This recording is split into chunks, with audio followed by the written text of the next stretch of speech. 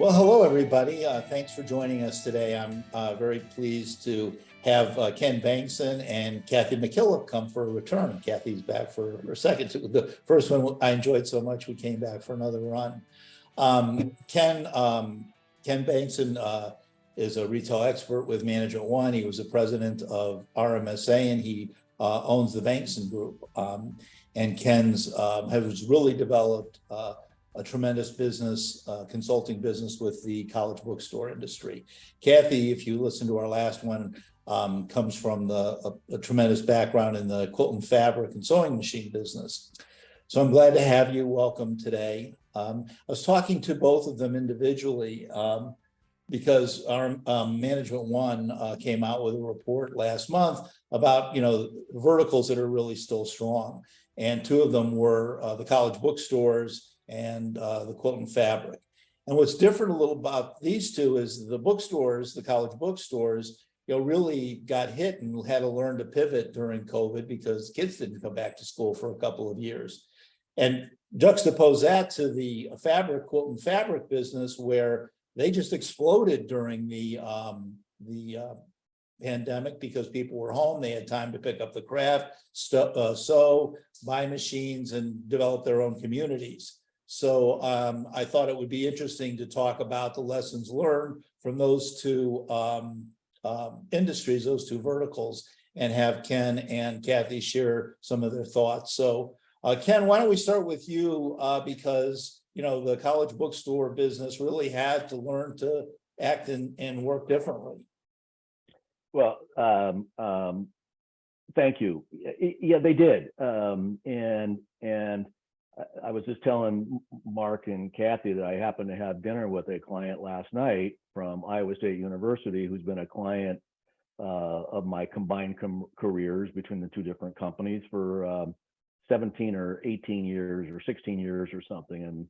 And it's interesting when you get to see a client face to face, which I don't get to do a lot anymore, and you hear the challenges that they've had over the last couple of years or few years and how they've overcome them. The timing was perfect for this call because it reinforced some of what we've been seeing. We being my group that works with all the campus stores. So one of the first things that came out is that, and this applies to campus stores, Boeing, restaurants, whatever it might be, is that word inflation. So, we all know it's there when you go to the grocery store, or, I just drove from Boston to Scottsdale, and the price of gas was a lot different than it was, a few years ago. So we're all experiencing inflation, but I think sometimes retailers and even so-called experts talk about sales increases and they say, okay, sales are up 6%, we're doing really well, or whatever the number might be. But to pick a number out of the air, let's just say inflation from today versus 12 months ago in at least the campus store vertical, let's just say it's 5% overall. We know it's higher than that. Okay, we know it's higher than that. So when I talk to a client, they go, yeah, my sales were up 6% last month. I go, no, I mean, you were really flat, and if they were up 3%, then they probably, whatever the number is, they probably sold fewer units. And units lead into dollars and et cetera, et cetera. So I think that the inflation thing has to be forefront of our minds when we talk about how a retailer or a business is doing compared to a year ago. Does that make sense? Yeah, it makes total sense. But some of the things that we had talked about were some of the lessons learned and how the college bookstores pivoted from some of the products that they carried and how they communicated and reached their customers and those kinds of things. So the comment about inflation is true. I mean, if you look at the luxury market, a Xenia suit was $2,500 in 2021. It's $4,000 at retail today. So they're selling the same amount of suits, but you're getting $1,500 more. So obviously the volume is going to be way up. But if you could just talk a little bit about, the changes that they've made, that have allowed them to continue to flourish really in, even in inflationary times. Yep. So, as horrible as COVID was, I want to say was, maybe is, but I want to say was, to the world, and it impacted obviously a lot of families and businesses. But I have to tell you, there was a lot of good retailers going into COVID that are better retailers today than they were 3 years ago, because Marc used the word pivot. They had to pivot. And one of the things that came out of it, obviously, it's not a big surprise to anybody, is the whole supply chain thing. And it was in the campus store industry. I mean, there were some fairly big players in the campus, mostly soft goods players, that almost shut down their factories and stuff. Said, they ran versus fought for the business, and so they shut down, and they didn't have product, or they had limited product. You couldn't get a hold of a customer service person if you wanted to reorder, a hoodie or something. And so the clients that we work with that did pivot, they really worked with their key vendors that stood by them during COVID as much as possible. And those vendors are now getting a bigger piece of the pie and of the overall open to buy that the campus store is spending. So the good merchants are rewarding those vendors for their participation, and frankly, the ones that didn't stand up and help them went by the wayside. And what it's happened in many cases, it's formed even a stronger bond with their key vendors when it comes to shipping and pricing and all the things that go into making money. So I think the shift of the supply chain of forcing them to work with their key vendors, going a little bit more narrower and deeper to make sure they have, at least in the campus store industry, a basic t-shirt or whatever it might be. But then the other thing is, if some vendors were going to go away, then they started looking at where am I going to find some additional revenues from this supply chain and vendor. And so I think I can use the name Lululemon was not in the collegiate market basically at all 2 years ago. And now we have clients that are doing hundreds of thousands of dollars a year with Lululemon. And I don't know if that would have happened if COVID wouldn't have happened and they didn't use that word pivot again. I think they would have just stayed with their current vendors and just bought more, whatever vendors they are. So COVID strengthened the relationship with their good vendors. It weakened the relationship with the vendors that didn't stick with them. And then they found new vendors that are now really excited to be in this vertical. And I think what's interesting about that, Ken, and I'm going to move it over to Cathy for a second to talk about it, because I know we talked about this, is that, Lululemon would be considered more of an aspirational or a better vendor, right? Mm-hmm. So it's not like they traded down, which you would think, because people talked about recession and everything else. And, we're talking about students, who've got, loans to pay and so forth. And yet they've had tremendous success by not going down market, but actually potentially going up market. Cathy, we were talking about some of the things that have allowed the Quilt and Fabric your community to prosper and continue to do well. Can you share some of those thoughts, and especially when it comes to some of the vendors that they've moved towards? Yeah, sure. So during COVID, of course, they all had to learn how to go online to sell their product. And so they did that. And so they've created these huge communities now online of social selling. Many of them are continuing to do that. But what they also found that I find very interesting, because one of the objections that, my clients used to have is, I need, 5,000 bolts of fabric to even call myself a fabric store, right? And what they found in the pandemic was that they could actually sell more with less, because they couldn't get the merchandise during the pandemic, but they were selling more. And so they've taken that learning now post-pandemic into, I don't need as much of a specific type maybe of product, but I can sell adjacent things. So we've worked a lot on finding those new, you called it an aspirational vendor, I'm thinking more gifts, for example. Many of my what a traditional craft store learned during the pandemic is that, their clients their customers like one-stop shopping, right? And they like to be able to buy gifts for other people, things that they really hadn't carried before in the store at price points that they really thought they couldn't sell before the pandemic. And they're easily selling it by just having the merchandise there. Now that the customers are back in the store, the merchandise is there, or they're moving up market in their online selling also. So it's really been interesting. Now I say, the pandemic was the biggest gift for the craft industry that we ever had, because they were able to move all that old inventory that was just sitting there. It's gone. And now they can really keep the inventory flowing at the right rate because it was right size, and try new things. And we're finding that it's really working.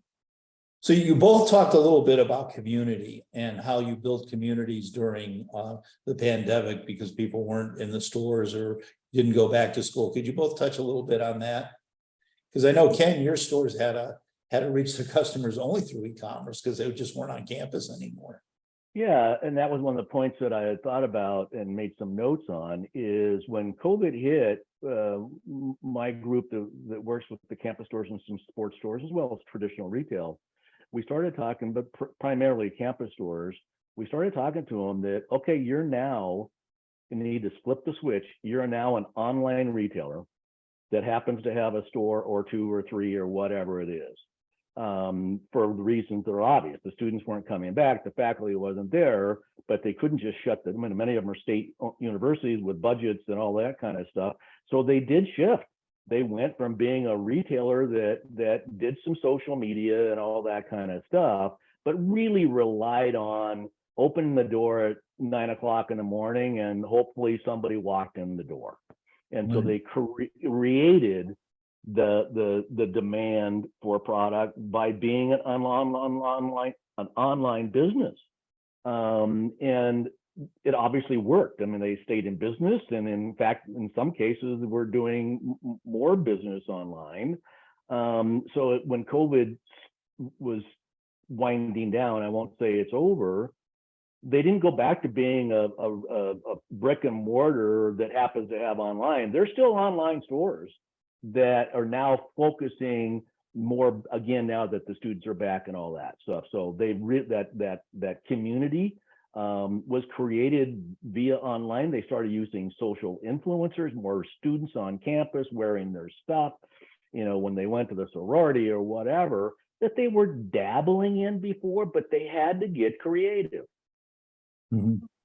And that creative spark there was a spark that sustained itself, and it helps complement what they're doing with brick and mortar.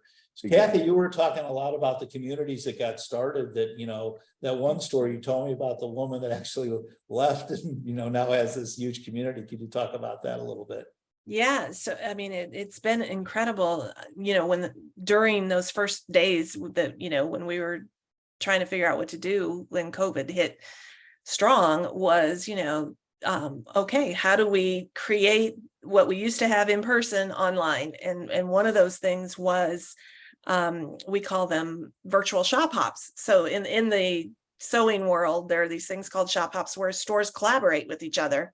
And I've seen the collaboration among retailers really increase during this transition post-pandemic. Is they work together to create online events that are not just one store, multiple stores.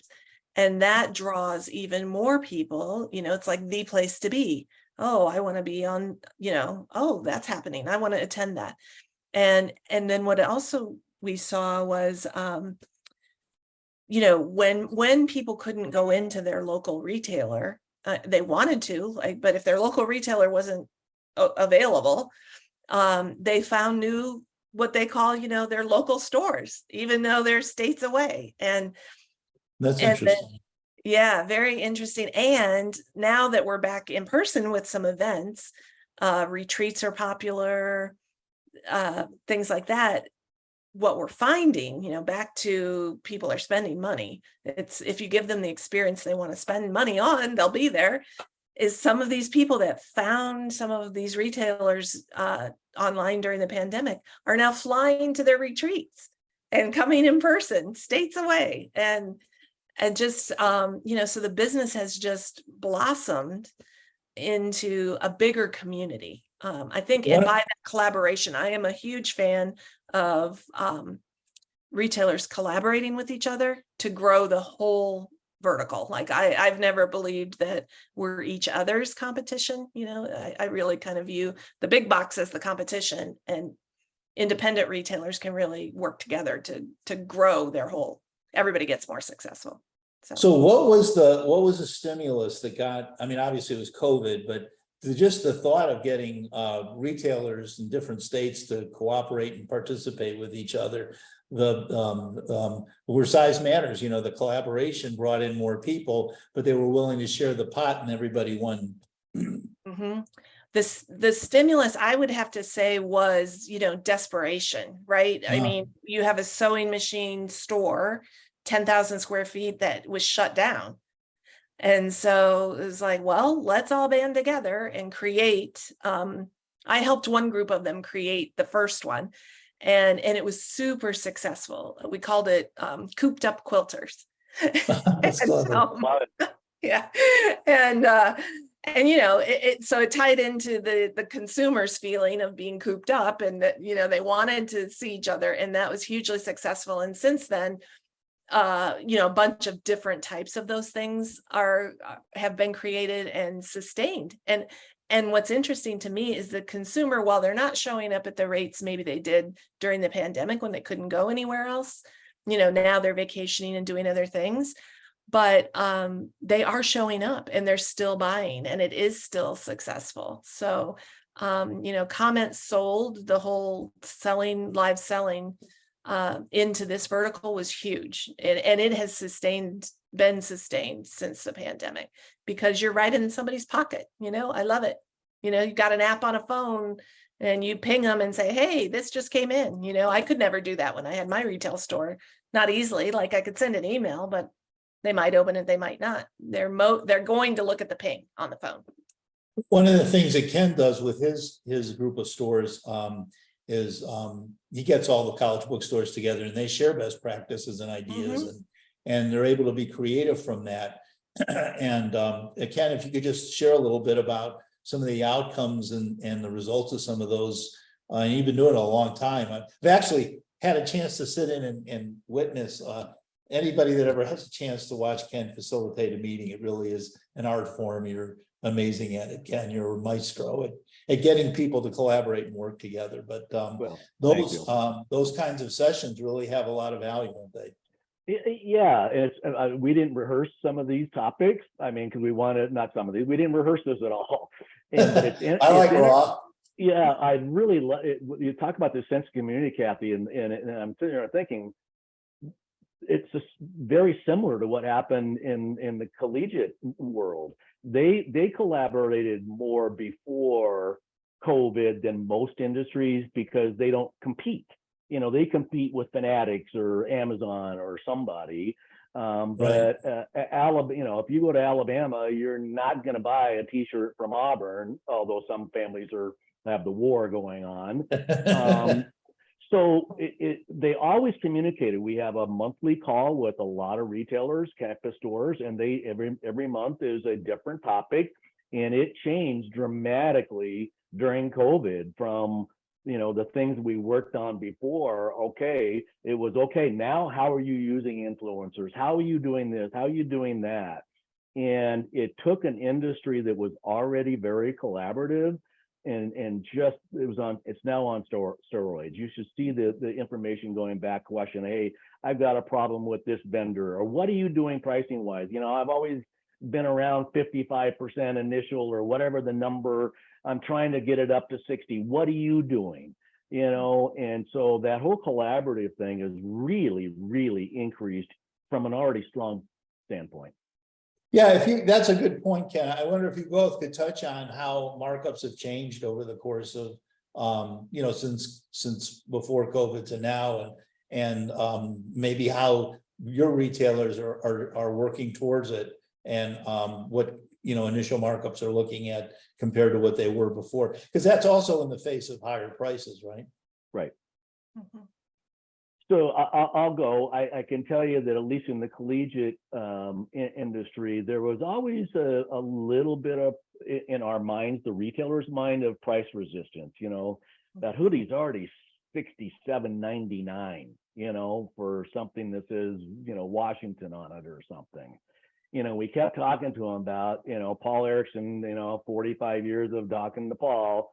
The perception is $67.99 and the $69.99 is the same number, and it is. And so when the supply chain happened, obviously, especially in the collegiate, where if you have a basic T-shirt with an A on it for Auburn, Alabama, or whatever it might be, you don't have a. But when there were supply chain issues, we weren't marking down anything because we weren't getting anything in, and the retailers are finding out, what? They're not always looking for something, a bargain. So they Right. they started realizing that the customer will pay for it, Right. and they got used to saying, well, I just paid $5 a gallon and I used to pay $2.50, but I don't have any choice. And so it's a lot of it was just mental with the retailers in their own mind saying, I can't get any higher markup. Well, guess what? They can, if it's the right product at the right time. And then it comes into that whole freshness thing that, that before it was, okay, we have to have, well, you said it, I need to have a million rolls of something. And a retailer comes online or goes into a store, and it hasn't changed since I've been doing this since 1827. And they walk into a door and they're mentally, they're saying, what's on sale and what's new? They don't say it, but that's what they're doing. And now the consumer saying even more what's new, because they got tired of supply chain issues as well. Right. Cathy, have you seen the same thing?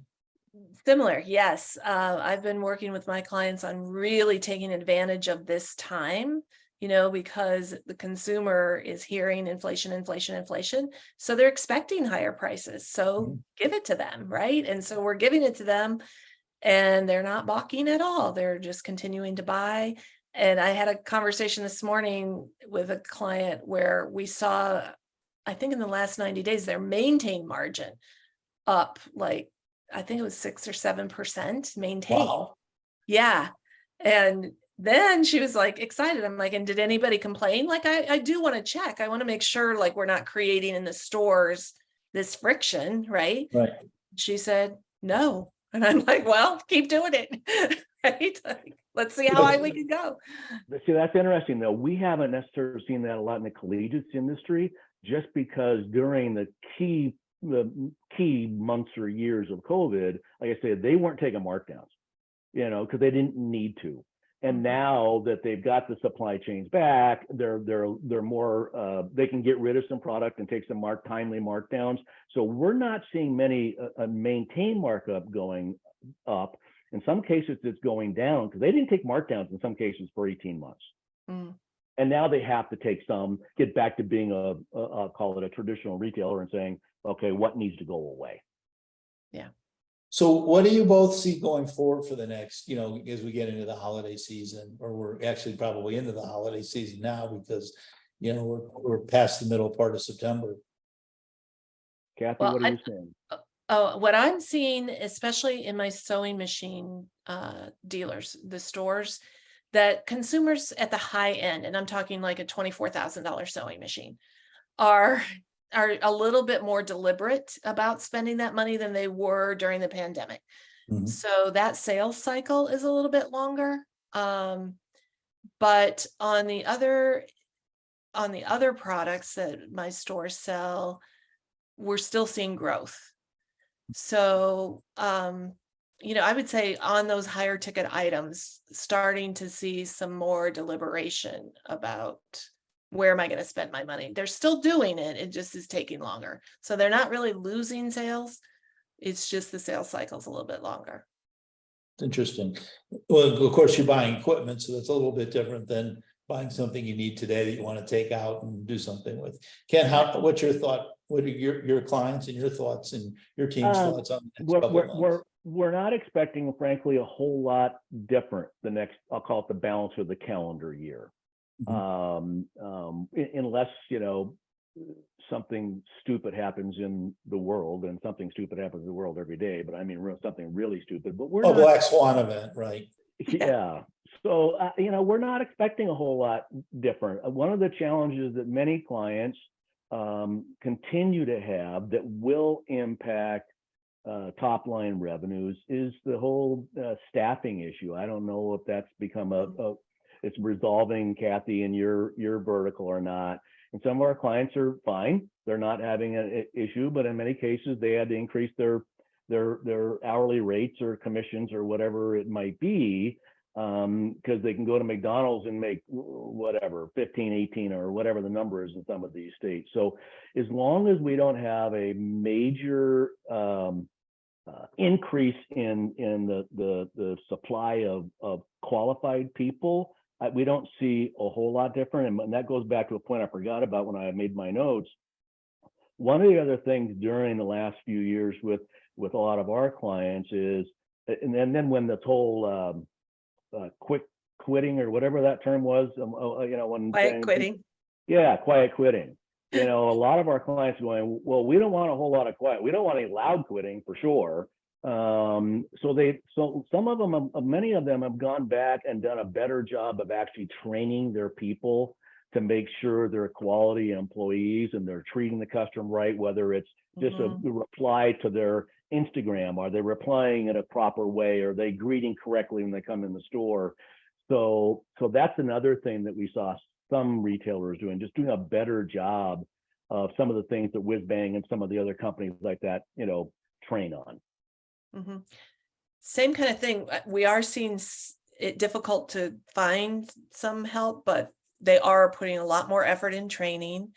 And Marc has taught us for years performance-based pay. So any of my clients that aren't doing that, I am really encouraging them to put that in place. That seems to have stopped the quitting, because yes, they can go get $17 an hour at McDonald's, but they don't have unlimited potential at McDonald's like they can have in these retail stores. Right. So really focusing on that.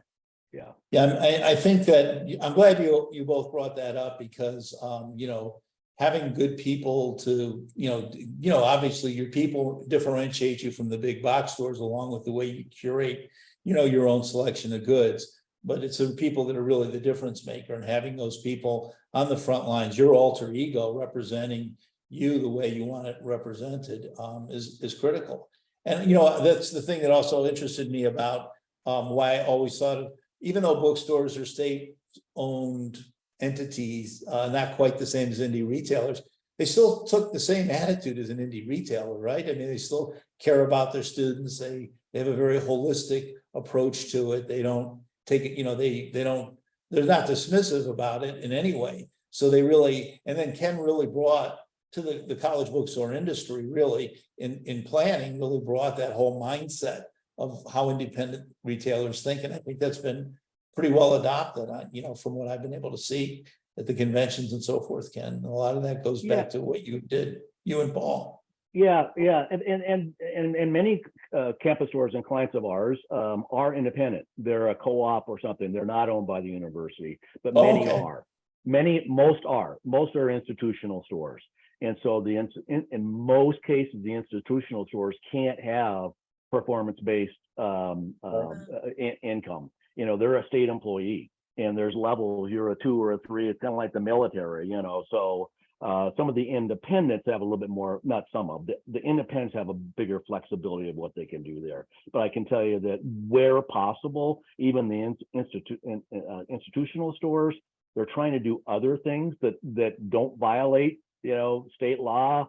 Maybe some scholarships on books or something like that for an employee. So they get as creative as they possibly can. Right. So I think it's interesting, and I just thought about this in this conversation. As stores, as retailers have had to pay their people more money, they raise the expectation, but they're giving back in terms of training. So they're actually increasing not just the pay, but they're increasing the investment to get a better return on investment, which is something we've probably preached and harped on for forever, but it's actually happening. So it's kind of interesting how that all falls into place. Yeah, a gentleman that I did work with over the years in the sales training industry, he always said something. What was it? When a retailer would say, "What if I train them and they leave?" And he would always go, "What if you don't train them and they stay?" Right, right. You know, right? So Yeah. I was And listening to. Oh, go I ahead, I'm don't sorry. see that much. The stores I have that really do invest in the training don't have the turnover, right, Mhm. because I think, the employee feels more invested and right, like the owner really cares about them and right, and what they know. And right. Well, is the glass half full, is the glass half empty, right? And so, entrepreneurs tend to be risk takers and deal with uncertainty well, and are willing to go the extra yard. It's when you begin to use fear, and we talked about that in the last, interview, Cathy, just, facing down the fear that retailers can have about things typically doesn't work in their favor at all. So you always have to take the actions that will give you the best benefit. Ken, I know you took notes, and I don't want to, if I didn't ask the question, feel free to chime in on anything we might have missed. No, we covered the main thoughts I had anyway. Cathy, anything further to add? no, I don't think so. Well, thank you both very much. I mean, whether you're in the college bookstore, the outdoor business, the gift business, the luxury business, the men's and women's business, the footwear business, these are valuable lessons that are adaptable to all of those verticals. We're all rotating inventory profitably to engage with our customers. These happen to be two industries that are succeeding right now, so it's good to always focus on the winners and learn from the things that they're doing.